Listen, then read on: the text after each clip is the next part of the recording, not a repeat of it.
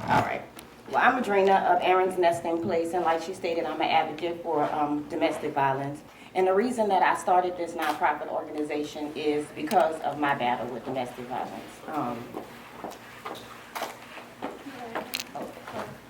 I am originally from New Orleans, but I moved to Dallas when I was like a teenager, but like 13 years old. But prior to that, my family lived here in New Orleans, and I was molested by a family member before like the age of 12. So, my adolescent years I spent like what they call a promiscuous young lady. And I know that the purpose of today is walking in your purpose. So I kind of represent the women that kind of didn't know what your purpose was. Some people think that when you come into this life, you know what your purpose is. This young lady can sing, some people can dance. Some people, you don't know what your purpose is. And like she stated this, earlier about breaking generational curses, sometimes you come into this world with the things that has happened, like I stated, me being molested at 12, and you think that's all your life is about. So I spent many of my years thinking that that's what my life was all about, using my body to please people, letting people please me, using their bodies. So at 17, I was a mother already. I began a marriage with someone at the age of 20. He came in and I thought he was my knight in shining armor. I thought things were going to change. I started this relationship. My mother used to tell me that, love doesn't hurt. And I didn't understand that. But now I quoted it, love doesn't hurt. But I didn't even understand what love meant at that time. When you have been abused at a young age, you're running around looking and you're thinking that some of these relationships you get into is love, and it really don't be love. It be lust. And we don't understand that. And younger women, when you educate them on the difference, they still don't understand it because this is a person that you think, that loves you. And then you tell people about domestic violence. They didn't even understand what that was. I feel like I'm one of the people that they put that law into effect because that law became in effect in 1994. And I kind of went through my domestic violence marriage at like 1990. And it started out arguing, the emotional abuse. And then one day, he clicked. I came into the house, everything was all fine, but he was in a rage. And he drugged me on the floor, face first, on the carpet, and when I came up, I had no skin on my forehead. It was frying like chicken. You ever had a carpet burn? Imagine my face being burnt like that. Not listening, because people telling you that's not love, but I'm not listening. And then it got violent. So it's like every night, we fighting, you trying to figure out who gonna wake up in the morning. Ike and Tina had nothing on us. I used to make him sleep I got so tired of being beat up, I started beating him. So he would sleep in the closet and I'd be waiting for him with a little, the little wooden thing with the knives be in, because he was gonna catch one of them knives. It was always a battle. But when we came outside, it was all love. We was dressed alike. We was cute. Outside. But inside, I was fighting for my life every day. So much that it had changed me. And I didn't even know who I was one day. I woke up like, girl, who are you? And I got tired. And a friend came to visit me. She was getting beat up by her boyfriend too, but when she came to saw what I was going through, she was like, ooh, child, we got to get you out of this. I moved from Dallas, and I escaped to New Orleans. I call my business a safe haven for the broken because I want to have a place where people can go to get away from the abusive situation. I was blessed to be able to leave Dallas and come to New Orleans and have places I could go back and forth. Everybody don't have that. New Orleans is such a small place, it's hard for you to even run from your abuser. He knew all my places to go, my family members, my friends. He had no discrepancy. He fought family members, he fought friends, he fought me in front of friends. He done knocked me out in the middle of the street and left me there. Ran off all my friends. So, like I said, my friend came and she helped me, and so I came back to New Orleans, and I said, Lord, why you bring me here out of all places? And when I came back, I'm from Uptown, so I come back home, and everybody like, oh, okay. Everybody call me Pumpkin. Pumpkin back home, it's no problem. I come back, I'm partying, I'm having fun. But I never really revealed to my friends what was going on. And guess what? Nobody ever asked me. So I came back to New Orleans, 10 years I spent here.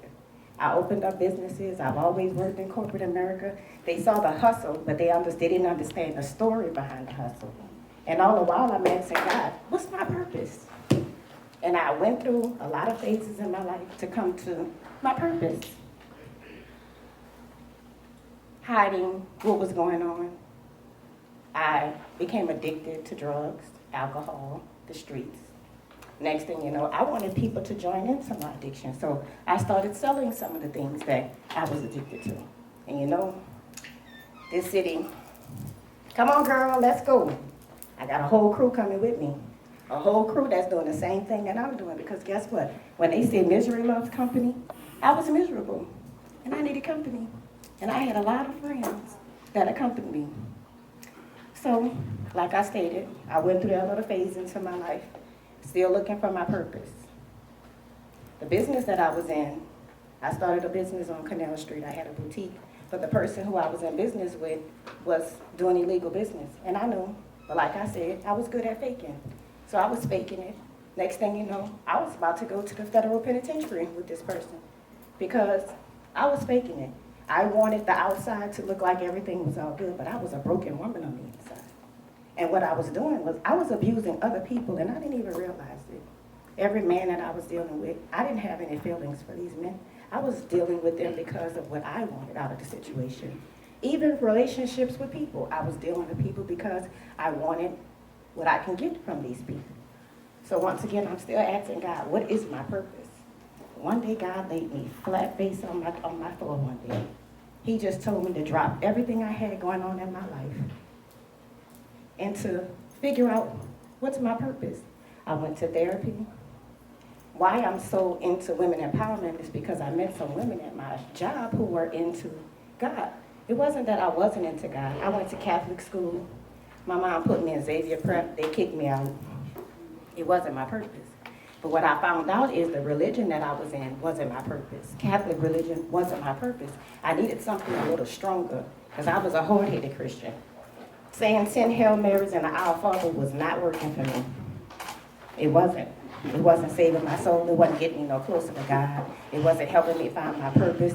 I was doing it because I was living for other people. This is what my mother wanted me to do. This is what my grandmother wanted me to do. My whole family was Catholic. So I played the part. Went into church, sung the hymns, Our Father, Hail Mary, 10 rosaries, and my purpose still wasn't coming. So like I stated, one day, God took everything from me. The fed bed that they was waiting to give me, he saved me from that. I had been in a car with a young man that I didn't know that got shot up. He got shot 10 times, and a bullet never hit me once. I had to actually pull him from the passenger side to the driver's side to get him out of the car to get help because it was 4 o'clock in the morning. Still looking for my purpose.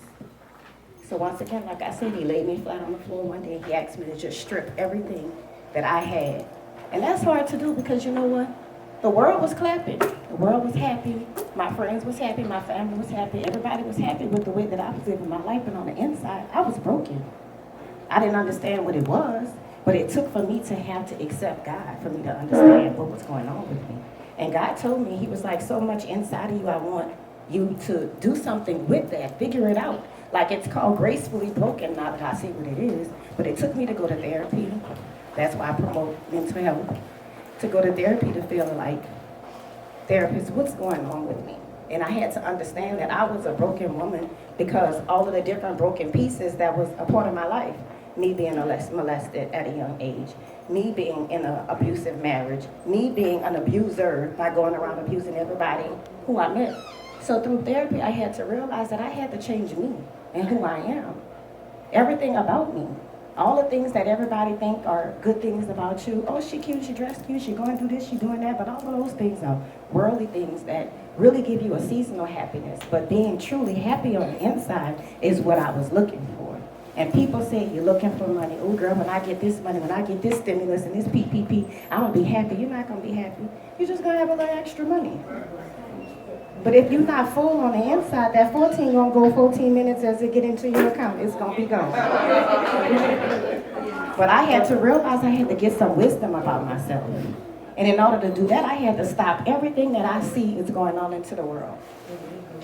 So then that's falling back into my purpose. I asked God, what do you want from me? And the Lord told me, I want you to go in front of the same people that you was doing all that devilism with, and I want you to go and show them what purpose and what a life with me looks like. And I didn't understand that. So day and night I would think and pray, think, fast. And God gave this business to me. And he said, you know what, I want you to start talking to people about what you're going through. I said, now Lord, how am I gonna do that? I done ran a boutique, I can sell shoes, clothes, and some other things in this world. But I don't know how to sell domestic violence in such a way. And he was like, but the thing is, I want you to go and talk to people about what you've been through to let them know about what domestic violence is, because people don't know what that is. Domestic violence is not just a fighting relationship, like people controlling your finances, being in a relationship where people are emotionally abusing you, talking to you any kind of way, watching who you're texting, watching who you're emailing. When it comes to Instagram, watching who's following you, watching who's liking your pictures, not wanting you to go anywhere, having a location. So with Aaron's Nesting Place, what I do is I go around and I talk to people about raising awareness of domestic violence, letting people know exactly what domestic violence is, how to talk to your teenagers about domestic violence.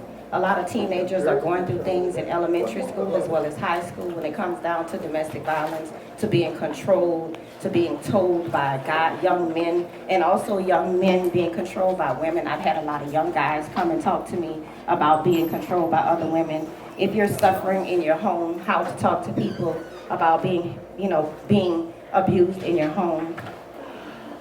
And also abuse with lesbian and gays. A lot of our LGBTQ community is going through a lot of domestic violence and they don't have many outlets. So I go around talking to people about educating on domestic violence.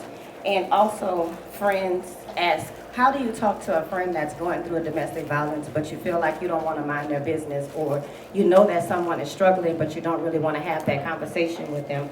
Then usually what I do is give them little cards like this to be able to put in people's mailbox, to put in people's doors. If you want to give your neighbor or the person who you think is suffering like a nice greeting card that you're just giving them, but you slide one of these in the car just to discreetly be able to talk to someone who you think is suffering in silence. Also our children. I have a lot of coloring aids that help you be able to talk to children about domestic violence. Like she stated, breaking generational curses. A lot of children see what adults go through in the home, and that's what they display in the streets. So a lot of our young men have seen men and women, mothers and fathers, boyfriends and girlfriends fight so much that when they go out into the streets, they think it's okay. So when I talk to young children, they be like, well, mom and daddy fight all the time. So they think it's okay to go to school and fight with people who are in the school. So being able to talk to our children, because a lot of children are being affected. I have two young men, 22 and 29. My 29-year-old really saw the effects of domestic violence, so it affected him in his life. So being able to now communicate with him has been very important. So that's what my organization is about. I go around talking to people about the awareness of that domestic violence, showing them what a survivor looks like, just being able to be yourself around people to not mask what's going on in your home. So once again, my name is Adrienna Winfrey. I'm with Aaron's Nesting Place. You can find me on Instagram and Facebook at Aaron's Nesting Place, and I do have a 24-hour interactive website at www.aaronsnestingplace.org. Thank you.